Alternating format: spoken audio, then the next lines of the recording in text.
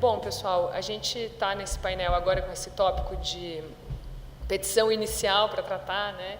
E eu acho que é um dos tópicos que tem deixado a gente mais numa zona cinzenta do que muitos outros, embora diversos tópicos da reforma tenham tido esse efeito sobre nós, operadores do direito do trabalho, né? Então, o que eu mais tenho falado sobre a reforma, em primeiro lugar, é que ela nos deixa agora, principalmente nesse momento aqui, a gente já está quase entrando em novembro, pessoal, né? É o fatídico mês em que a reforma vai passar a viger, embora a gente esteja discutindo tanto aí se é dia 11, 13, o importante é que dia 13 é segunda-feira e não tem dúvida, a reforma já vai estar vigente, né? Vai ser uma segunda-feira 13, e o que eu tenho dito é que é uma segunda-feira 13 sombria do ponto de vista da segurança jurídica, né? Então, a única certeza que a gente tem é de que entraremos num cenário de absoluta insegurança jurídica, justamente em função de todas as dúvidas que esses tópicos diversos, aí, mais de 100 da reforma trabalhista nos apresentam. E, repito, então, quanto à petição inicial não é diferente, aliás, é um dos itens que mais tem deixado a gente na zona grise, na zona cinzenta, não é? Então, eu vou falar um pouco aqui para vocês, e tenho dito isso sempre, com a intenção, na verdade, de debater, e não de dizer algo que eu possa saber, enfim, diferente do que qualquer um aqui, até porque ainda ninguém sabe muita coisa, né, sobre a reforma trabalhista. O que a gente tem feito é debater, é construir coletivamente o nosso entendimento sobre as práticas que a gente possa vir a adotar a partir da segunda-feira 13. Né? Então, eu vou falar um pouco sobre a mudança do texto do 840 da CLT. Eu acho que tem sido importante estudar mesmo em grupo tudo isso, né? Então, a gente está, claro, está todo mundo já lendo, relendo, né, o texto da Lei 13.467, mas não custa a gente reler e repensar também coletivamente, né? Então, vou falar um pouquinho do que mudou no texto da lei, né? Quais são as perspectivas da doutrina com relação a essas mudanças. Vou fazer algumas observações a essas mudanças do ponto de vista principiológico, então, em que medida tocam, afetam os princípios que regem o processo do trabalho, e vou apresentar algumas questões práticas que vão precisar ser pensadas tanto pela advocacia quanto pela magistratura e também pelo Ministério Público do Trabalho, que faz suas petições iniciais, e também talvez tenha que observar os novos requisitos aqui da petição inicial apontados pelo novo texto do 840 da CLT. Então, essa exposição se divide em 3 partes, né? Repito, uma apresentação do conteúdo da reforma com relação ao 840, princípios e desafios práticos, ok? E aí depois a gente faz um momento de perguntas, inclusive para o Dr. Sandro, enfim, né, a gente faz um bloco geral de perguntas no final dessa fala. Vamos lá então, pessoal. Quando a gente fala em petição inicial ou em reforma trabalhista, e no que a reforma trabalhista toca a CLT no que diz respeito à petição inicial, a gente tem que ir lá para o artigo 840 da CLT, que é o artigo que já falava para a gente sobre quais são os requisitos da petição inicial no processo do trabalho. E o que é surpreendente, pessoal, é que, na verdade, as alterações de texto foram muito pequenas, né? A gente tem falado muito sobre petição inicial, mas há outros dispositivos da reforma que alteram o texto da CLT muito mais largamente, né? Por exemplo, quando a gente fala em teletrabalho, né, como falou o Dr. Célio agora antes de nós no painel anterior, mencionou também o teletrabalho, a gente tem toda uma inclusão de novos artigos na CLT regulamentando, se propondo a regulamentar o teletrabalho. Então, é uma alteração de texto muito extensa. Agora, a alteração de texto do 840, essa não é extensa. Na verdade, o que aconteceu foi o seguinte: a reforma trabalhista altera o texto do parágrafo 1º do artigo 840 da CLT e acrescenta um parágrafo 3º que não existia lá no 840. A petição inicial trabalhista continua podendo ser escrita ou verbal, se for verbal continua sendo reduzida a termo, e os requisitos da petição inicial continuam os mesmos, exatamente os mesmos. Então, o legislador da reforma atualiza um pouquinho o texto do parágrafo 1º do 840 da CLT, quando ele passa a mencionar a indicação do juízo competente ou endereçamento da causa, sem fazer mais referência às juntas, ao juiz das juntas, né? Então, o texto anterior do parágrafo 1º do artigo 840 dizia assim, para a gente fazer o estudo coletivo que eu prometi que a gente faria, dizia assim, olha, sendo escrita, a reclamação deverá conter a designação do presidente da junta de conciliação e julgamento, que não existe mais, ou do juiz de direito a quem for dirigida. Além disso, a qualificação do reclamante e do reclamado, uma breve exposição dos fatos de que resulte o dissídio, o pedido, a data e a assinatura do reclamante ou de seu representante. Gente, o que a reforma trabalhista faz é, como eu dizia, atualizar o texto do parágrafo 1º para parar de fazer menção às juntas. Fica assim o texto, olha só, vou ler o comecinho aqui. Sendo escrita, a reclamação deverá conter a designação do juízo. Pronto. Não do presidente da junta ou do juiz de direito a que se destine. Então, deverá conter a designação do juízo. Ok, endereçamento é requisito da petição inicial. Além disso, a petição inicial tem, então, como já dizia o texto anterior, então a gente tem lá endereçamento, qualificação das partes, breve exposição dos fatos, pedido, data e assinatura. A novidade, além da atualização do texto, é uma complementação ao requisito do pedido. O pedido agora, por determinação legal, tem que ser certo e determinado com indicação do valor. Isso é o que passa a constar no 840, parágrafo 1º. Então, olha lá, vou continuar a leitura aqui do novo parágrafo 1º. Então, tem que ter a designação do juízo, a qualificação das partes, da mesma forma, a breve exposição dos fatos de que resulte o dissídio, o pedido, olha lá a novidade, que deverá ser certo, determinado e com indicação do seu valor. A data e a assinatura do reclamante ou do seu representante. Então, por isso eu estou dizendo que a alteração de texto, na verdade, é enxuta. Há uma alteração de atualização terminológica e conceitual, excluindo-se a menção à junta ou ao presidente da junta, e há uma complementação ao item do pedido, mais uma vez, que passa a ter que ser certo e determinado, com indicação de valor. Ótimo, isso resolve a nossa vida? Isso deixa a gente num cenário de segurança jurídica para segunda-feira 13? Absolutamente. Porque os conceitos de pedido certo, determinado e a indicação do valor não estão fixados na CLT. Aí a gente tem que usar como referência mais ou menos o Código de Processo Civil, que também, na verdade, não esclarece isso a contento para melhorar a nossa vida, para a nossa segunda-feira 13, e aí a gente acaba tendo que correr para a doutrina, claro, né? Tem que ver o que a doutrina tem ensinado desde sempre sobre o que são pedidos certos e determinados e o que é essa indicação do valor. Bem, claro que há muitos doutrinadores do processo do trabalho, processualistas do trabalho respeitáveis, enfim, mas eu tenho um apreço especial pela completude da obra, enfim, pelo texto muito claro, escorreito, pelo professor Manuel Antônio Teixeira Filho, né? Que inclusive é uma referência de produção, não é? Sai qualquer novidade, aí sai um novo Código de Processo Civil, agora a reforma trabalhista, e ele imediatamente se propõe a fazer redações muito completas sobre as novidades legais e publica livros, enfim, que são referências para todos nós. E ele se preocupa também em fazer um apanhado doutrinário, então esclarece, olha, a doutrina diz isso, isso, isso, isso, né? Mas meu entendimento é esse, por causa disso, disso, disso, daquilo. E de acordo com o professor Manuel Antônio Teixeira Filho, o pedido sempre teve que ser determinado. Isso não é uma novidade, desculpem, sempre teve que ser certo, tá? Isso não é novidade nenhuma. Até porque é o pedido que faz a delimitação objetiva da lide, ou seja, determina sobre quais objetos versará a lide. E aí, de acordo com o que responder a defesa, a gente sabe quais são as matérias controvertidas e a gente sabe sobre o que deverá se pronunciar o juízo.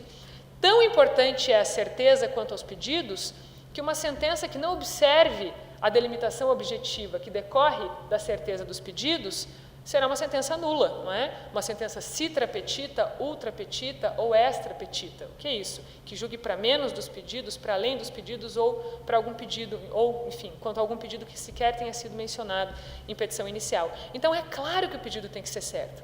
E a certeza do pedido significa que ele tenha que indicar sobre qual objeto especificamente versa. Então, peço horas extras, isso é um pedido certo. peço diferenças salariais decorrentes de equiparação salarial, decorrentes de verbas pagas à latere por fora, enfim.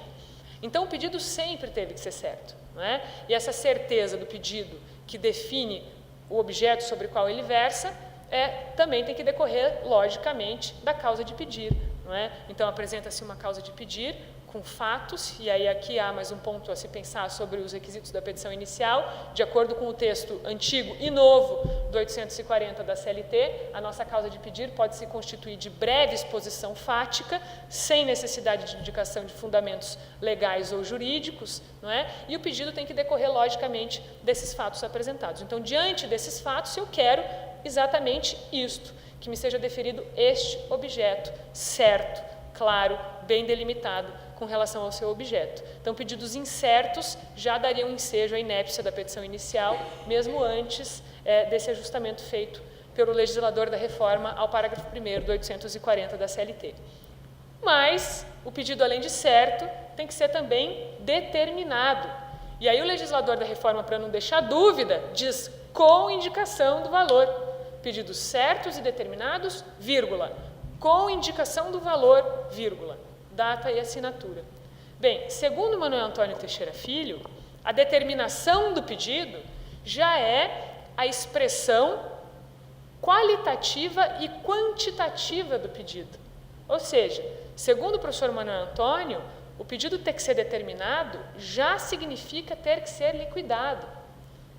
E aí tem, de fato, essa discussão que o Dr. Sandro apresentou, e a gente tem falado sobre isso todo dia, Dr. Sandro, nos corredores da Justiça do Trabalho, né, porque principalmente os colegas que advogam para reclamante estão bastante preocupados com isso, sobre como apresentar as petições iniciais, por isso, praticamente virando noites, né, ajuizando já as petições iniciais até o dia 10, né, para não haver, enfim, dúvida quanto a isso nesse primeiro período de transição.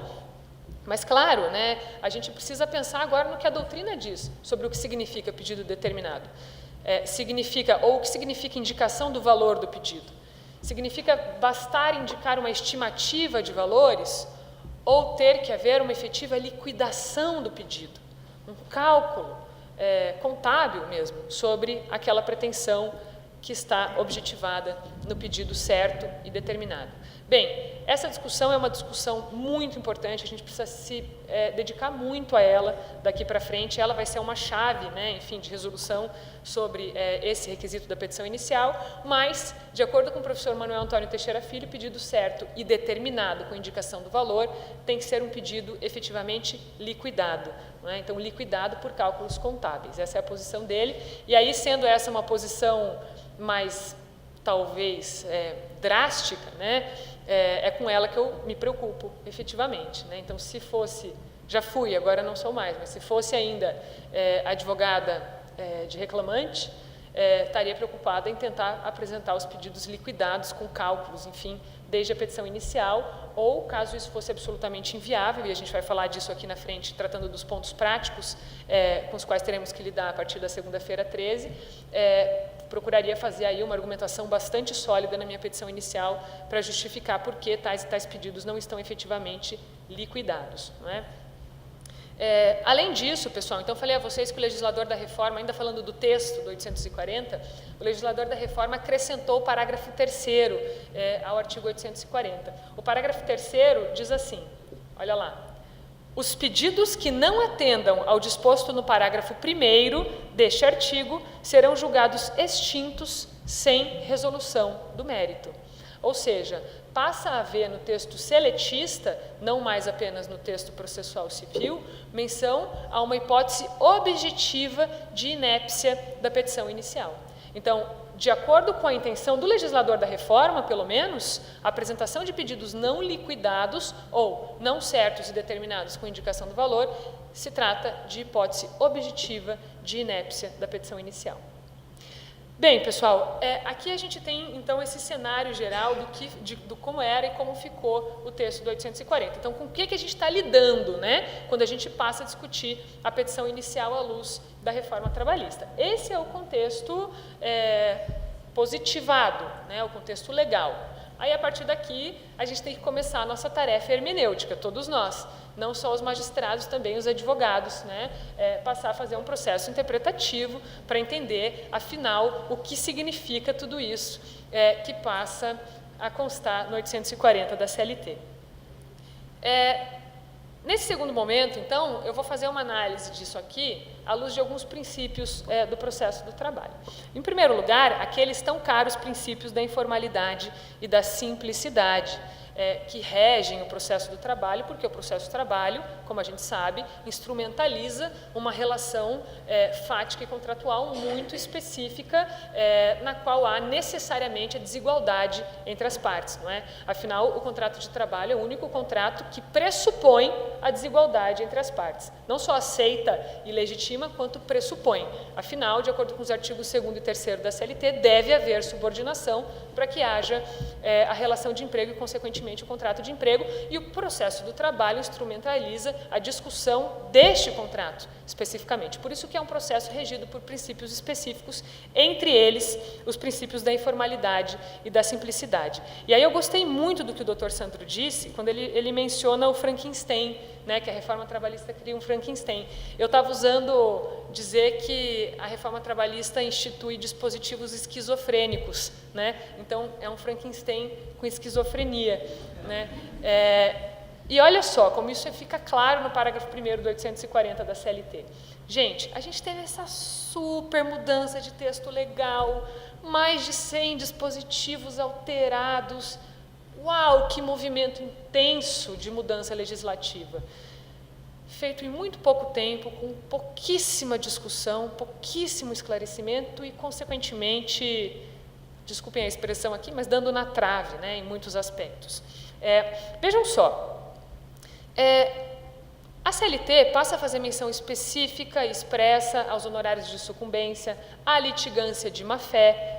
Então, agora a gente não precisa mais se socorrer do Código de Processo Civil para isso, que são institutos que se baseiam ou se apuram, se calculam sobre o valor da causa, não é isso? Em algumas circunstâncias, né? Pode também ser pelo valor da condenação, mas em algumas circunstâncias sobre o valor da causa. Além disso, as custas se calculam também sobre o valor da causa, na hipótese de improcedência da ação, a definição do rito se apura de acordo com o valor da causa, e o bendito do valor da causa não foi inserido como requisito da petição inicial no parágrafo 1º do 840.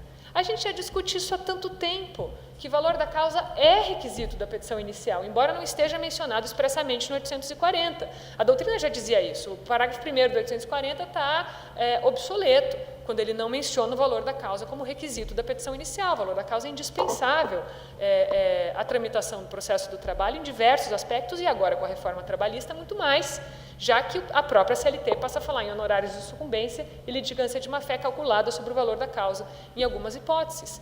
Então, a gente tem um problema de cientificidade na redação do parágrafo 1º do 840, um problema técnico. Como é que eu altero um dispositivo legal que fala em requisitos da petição inicial, ora, um item de extrema importância, extrema relevância, passo a dizer que o pedido tem que ser certo, determinado com indicação do valor, e eu não coloco o valor da causa como requisito da petição inicial? Isso é uma falha técnica, né? Enfim, é claro que o valor da causa também é requisito da petição inicial. E, além disso, para falar da esquizofrenia do parágrafo 1º do 840, e uma esquizofrenia que bota em questão os princípios da simplicidade e da informalidade, a gente tem, como também disse o Dr. Sandro, a inclusão de um requisito complexo, não é? Que é de apresentação de pedidos certos e determinados com indicação do valor.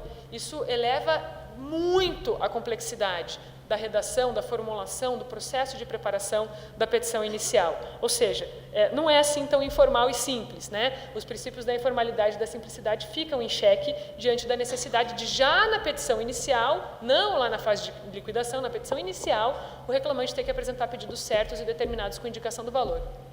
Por outro lado, pessoal, continua mantida ali a breve exposição dos fatos, que também já tem sido considerado incompatível com o processo do trabalho há muito tempo. Não é? Tudo bem, a petição inicial continua podendo ser verbal, aposta pelo ius postulandi, direto pelo reclamante, não é? Sem acompanhamento do advogado. Nesse caso, faz sentido que a breve exposição fática já baste a formação da causa de pedir. Mas nas hipóteses em que há advogado, e hoje em dia isso se dá na maioria absoluta dos casos, não faz sentido que seja prescindível, dispensável a indicação de fundamentos legais e jurídicos. Mas, tudo bem, a gente pode entender assim, pelo princípio da informalidade e da simplicidade, mantenha-se ali como requisito da petição inicial a breve exposição fática. Mas como é que eu tenho um pé tão fincado e em uma expressão tão rigorosa da informalidade e da simplicidade, que é a necessidade de haver uma causa de pedir baseada apenas em breve exposição fática, e, por outro lado, no mesmo dispositivo legal, eu passo a ter um requisito tão complexo, nada informal e nada simples, que é a necessidade de indicação de pedidos certos e determinados com indicação de valor. Percebam aí o Frankenstein, percebam aí a esquizofrenia, por isso que se critica tanto, gente, a reforma trabalhista também, né? Aqui eu não estou nem falando de uma questão ideológica, não é isso. Eu estou falando de tecnicidade, cientificidade, de coesão da norma, não é? Aqui a gente tem uma norma meio processualista civil, meio processualista do trabalho. Então, do ponto de vista, mais uma vez, técnico e científico, a gente tem um dispositivo legal que é um Frankenstein esquizofrênico, sem dúvida nenhuma, não é? Isso incomoda quem estuda direito do trabalho há muito tempo, há décadas e décadas, e tem já construído todo um debate sobre o requisito da breve exposição fática, e isso aí acaba sendo ignorado agora pelo legislador da reforma, que vai incluir um outro requisito que não tem sido tão discutido assim, sem debate, enfim. Tem um livro muito bom já sobre a reforma, eu tenho dito isso em todas as minhas últimas falas e faço questão de repetir, muitos livros bons, mas um deles mais objetivo e prático, eu costumo trazer, dessa vez eu não trouxe, mas é o livro do professor Homero Batista, né? Eu tive o privilégio de ser aluna do professor Homero Batista na USP, ele é juiz do trabalho lá em São Paulo, um brilhante, brilhante juiz do trabalho, brilhante professor, muito cuidadoso, muito dedicado, genial, e eu sabia, quando ele publicou o livro, que ele tinha virado algumas belas noites estudando rigorosamente a reforma trabalhista para, no pouco tempo que ele tem, conseguir já ter uma obra sobre isso. E, de fato, veio uma obra bastante legal, né? E ele mesmo fala que o parágrafo 1º do 840 era um corolário da afirmação da autonomia dogmática do processo do trabalho em relação ao processo civil, porque ainda mantinha como requisito da petição inicial a breve exposição fática. Então, agora não é mais, agora ficou esquisito, agora é um dispositivo com duas faces, complicado, que exige um pedido certo, determinado com indicação do valor, mas uma fundamentação baseada em breve exposição fática. Isso fica um pouco desequilibrado, não faz muito sentido. A gente passa a ter um rol híbrido, não é, de requisitos à petição inicial. Além disso, falo também do princípio da oralidade e do próprio ius postulandi, que continua lá no 791 da CLT, embora com algumas restrições dadas pelo TST, pela súmula 425. Mas, em primeiro grau, em ações individuais, o ius postulandi continua absolutamente firme, não é? E presente e considerado constitucional pelo TST. Agora, pode, meus caros, o trabalhador... Acho que não, pelo jeito. Né? Pode o trabalhador apor petição inicial oral liquidando os pedidos? Isso me parece inviável, né? A não ser que ele esteja indo lá pedir verbas rescisórias com um TRCT na mão, que já indique o valor, né? Só. Mas me parece que esse requisito específico da petição inicial é incompatível com o princípio da oralidade e do próprio ius postulandi, né? Enfim, quando juntos, principalmente. Ou até que o reclamante, sei lá, resolva fazer a petição inicial escrita, também se valendo do ius postulandi, né? Então, nesse ponto, entendo, sem dúvida, que o requisito de indicação de pedidos certos e determinados com indicação de valor se apresenta como um óbice ao acesso à justiça, ou ao facilitado acesso à justiça, que é outro princípio específico do processo do trabalho.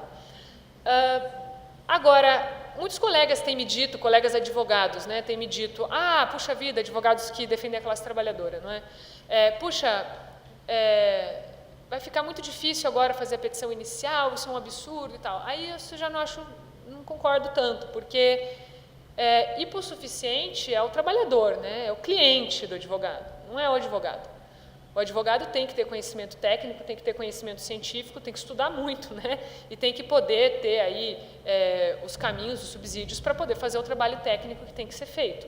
Então, de fato, na hipótese de exercício do ius postulandi, a posição de petição inicial oral pelo próprio trabalhador, acho que o requisito de apresentação de pedido certo e determinado é um óbice ao acesso à jurisdição. Por outro lado, se é um trabalhador representado por advogado, me parece que deve o advogado saber se valer dos meios técnicos, processuais e contábeis necessários para cumprir os requisitos legais. Então, o advogado não é hipossuficiente, o reclamante sim, o reclamante é que é, não é? E aí, então, se apresentam as questões práticas com as quais os advogados têm que lidar e, consequentemente, os magistrados também terão que lidar e os procuradores do trabalho, não é? E assim parto para a parte final dessa exposição, logo mais me encaminhando ao encerramento, até porque essas questões práticas são essas que já têm aparecido bastante nas discussões sobre a nova petição inicial. Em primeiro lugar, claro, a gente tem que ver se pedido certo determinado com indicação de valor significa um pedido liquidado ou um pedido apenas estimado. Se a gente for partir para a pior das hipóteses, para a mais complexa, para procurar evitar qualquer tipo de risco de declaração de inépcia das nossas petições iniciais, a gente tem que supor que esse pedido certo, determinado com indicação de valor, é um pedido efetivamente liquidado. E aí tenho visto na doutrina, o próprio professor Homero fala disso também, uma discussão assim, mas essa é a liquidação da pretensão do reclamante, daquilo tudo que eu gostaria de ganhar, ou é a liquidação do direito, efetivamente?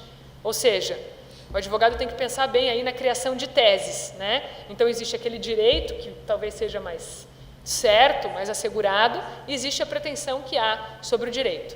Bom, naturalmente, a indicação do valor do pedido, por segurança, por cautela, deve ser o mais próxima possível do direito, efetivamente. Até porque, como a gente já sabe, o valor dos pedidos somados gera o valor da causa, e o valor da causa pode ser base de cálculo, como também disse o Dr. Sandro, para os honorários de sucumbência, para a litigância de má-fé, enfim, e para custas também, na hipótese de improcedência da ação, enfim, o reclamante é que vai ter que pagar custas, né, nesse caso. Então, o ideal é que a indicação do valor seja realista, né, não seja exorbitante. Além disso, por outro lado, ou além disso não, por outro lado, também o advogado deve tomar um cuidado muito grande para não apurar a menor o valor dos seus pedidos, porque me parece que se os pedidos delimitam objetivamente a lide, também a indicação dos valores delimita objetivamente a lide. Ou seja, ainda que o juízo apure no futuro que aquele pedido vale mais do que indicou o reclamante em petição inicial, me parece que há fundamentos bastantes para que o valor deferido seja limitado também ao valor apontado pelo reclamante em petição inicial. Então, se o reclamante liquidar a menor, também limita objetivamente a lide nesse sentido, também será aí ultra petita a sentença que defira valores a maior do que aqueles postulados em petição inicial. Além disso, pessoal, quando não for possível liquidar o pedido, que é a nossa grande questão, o que a gente pode fazer, né? Muitas têm sido as ideias. Como eu havia mencionado realmente numa fala anterior sobre isso lá no tribunal, a doutrina tem falado muito na possibilidade de apresentação de tutela cautelar antecedente para que sejam apresentados os documentos. O problema, né, como também disse o Dr. Sandro, é que isso não gera a interrupção da prescrição, não é? Então a prescrição continua correndo, enfim. E além disso, pessoal, existe a tabela de honorários da OAB, né? A gente sabe que pela tabela de honorários, a cobrança de honorários pelo ajuizamento de reclamatória trabalhista pode se fazer integralmente sobre o êxito, e parece até que o percentual foi reduzido, né? 20%. Antes era 30%, agora está em 20%. Claro que não é uma tabela vinculante, mas é um parâmetro ético que visa evitar concorrência desleal, enfim, e aviltamento de honorários, o que é muito importante para a nossa categoria.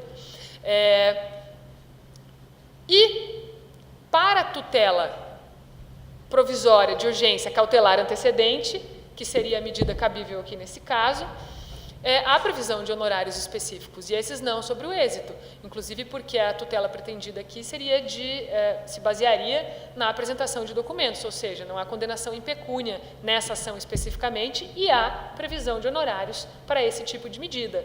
A tabela da OAB sugere algo em torno de R$ 2.000 de honorários para que se mobilize a tutela cautelar antecedente nesses casos. Então, em tese, os advogados teriam que cobrar esses honorários de seus clientes, e isso é muito difícil no cenário de ajuizamento de ações trabalhistas, já que normalmente o reclamante que nos procura está desempregado e não tem meios, não é, de custear os honorários assim de maneira antecipada, ou seja, de pagar pro labore, que seria um tipo de pro labore nesse caso. Então, a gente tem aí mais uma barreira, mais um entrave, além da questão da prescrição. Além disso, muito tem se falado sobre a possibilidade de se requerer na petição inicial a possibilidade de emenda após a apresentação de documentos pelo réu. Isso também vai ao lado do incidente de apresentação de documentos, também mencionado pelo Dr. Sandro, lá dos artigos 396 e seguintes do Código de Processo Civil. Tudo bem, então eu apresento a petição inicial sem a liquidação dos pedidos e procuro resguardar a possibilidade de emendar os pedidos com indicação de valores depois da apresentação da defesa, quando os documentos já tiverem vindo aos autos. Isso resolve o nosso problema? Ah, tranquilo, né? Aí o réu apresenta os documentos, eu emendo a inicial. É tranquilo isso? Não, não é, porque o 329 do Código de Processo Civil diz que só podemos emendar a inicial depois da apresentação da defesa com a anuência do réu. O réu tem que concordar. Aí os juízes têm dito, não, mas é só dar prazo para o réu se manifestar. Mas os réus vão dar muito trabalho com isso, não tenham dúvida disso, né? O 329 está lá para isso, não é? Então, eu acho também muito arriscado apresentar a petição inicial sem a liquidação dos pedidos, só com base no requerimento de emenda posterior, enfim, já que sim, a gente pode bater também na trave do 329, da necessidade de anuência do réu para que emendemos a petição inicial após a apresentação de defesa. Então, pessoal, o que eu acho que pode ser uma boa solução para a gente? Porque até agora eu só falei problema, né? Pretendo também sugerir algum tipo de solução, embora seja uma solução que ainda esteja na casinha da insegurança jurídica também. Mas o artigo 324, também do Código de Processo Civil, que vem nos socorrer aqui subsidiariamente, invariavelmente, mas nos socorre, o 324 fala da hipótese que autoriza, ou das hipóteses que autorizam a apresentação de pedidos genéricos. Então, os artigos anteriores falam do pedido certo, do pedido determinado, e aí o 324 vem falar, em exceção a isso, você pode apresentar pedido genérico em alguma hipótese. O pedido genérico é o pedido não liquidado, não é? É um pedido certo, porém não determinado, do ponto de vista quantitativo. E o 324 apresenta dois incisos que nos interessam mais, que são os incisos 2º e 3º. O inciso 2º é o que fala que o pedido pode ser genérico quando não for possível ao autor liquidá-lo. Muitos dos nossos pedidos não podem ser liquidados de imediato, no momento de elaboração da petição inicial. Por exemplo, critérios, quando eu discuto remuneração variável, RVI, RVV, enfim, remuneração variável e o reclamante não tem conhecimento dos critérios da remuneração variável. E essa é a discussão. O reclamante recebia lá uma remuneração variável, nunca teve conhecimento dos critérios, as metas eram abusivas, não cumpria as metas, os valores eram pagos equivocadamente, tem direito a diferenças nesse sentido, postulam-se, né, as diferenças nesse sentido. Como é que eu vou calcular isso? Eu não tenho como calcular isso. Eu, advogado do reclamante, porque o meu cliente não sabe quais são os critérios do pagamento da remuneração variável. É justamente isso que gera a lide, o conflito resistido, né? Enfim, o meu cliente não sabe e o réu não diz, ou não dizia, à época do contrato de trabalho. Então, me parece que essa é uma hipótese, é um exemplo, não é? Enfim, de pedido que se enquadra perfeitamente no inciso 2º do 324. Então, o pedido pode ser genérico quando não for possível ao autor liquidá-lo, quando ele não tiver os meios possíveis para liquidá-lo, não tiver os documentos que precisa ter para liquidá-lo. Além disso, o inciso 3º fala que o pedido pode ser genérico também quando a liquidação depender de ato do réu. O que é o ato do réu aqui para a gente? É a própria exibição dos documentos, não é? Então, para eu liquidar os meus pedidos, eu preciso que o réu haja, que ele apresente os documentos. Então, que ele apresente, por exemplo, os critérios da remuneração variável. Então, aqui eu acho que a gente tem até os dois incisos se aplicando em conjunto para muitos dos nossos pedidos, né? Ou preciso que apresente os cartões ponto, preciso que apresente os olerites para que eu apure diferenças de horas extras, sem isso não é possível fazer. Então, me parece que o 324 resolve bastante o nosso problema aqui, né? Então, quando não for possível liquidar de pronto o pedido, eu faço um pedido genérico, porque se não é possível é porque eu não posso liquidá-los, eu estou impossibilitado de liquidá-los por algum motivo, ou a liquidação depende de ato do réu. E só para finalizar, pessoal, então vamos pensar um terceiro cenário aqui de discussões fáticas e práticas. E se os pedidos forem liquidados? Vamos supor que isso aconteceu, foi possível, eles estão liquidados. Como vai correr esse processo? Bem, pelos princípios da impugnação específica e da eventualidade, deverá o réu se pronunciar expressamente sobre os valores em sua defesa, sob pena de serem presumidos corretos, incontroversos, né, se não forem discutidos em defesa. O réu faz isso aonde? Bem, pode fazer isso numa preliminar de impugnação ao valor da causa, como diz agora que deve ser a impugnação ao valor da causa pelo novo CPC, ou, sei lá, em cada item da defesa mesmo, enfim, do mérito da defesa, né? Mas eu acho que pode ter um item específico de discussão de valores em preliminar da defesa, nesse item de impugnação ao valor da causa, já que o valor da causa tem que ser uma expressão fidedigna dos próprios pedidos que, se forem liquidados, também gerarão um valor da causa efetivamente liquidado. Gente, se a petição inicial tem pedido líquido, a defesa tem uma preliminar que toca especificamente os valores, a sentença pode não versar sobre valores? Eu encontrei com o professor Célio Valdraff no tribunal recentemente, ele foi meu professor de processo do trabalho, brilhante professor de processo do trabalho.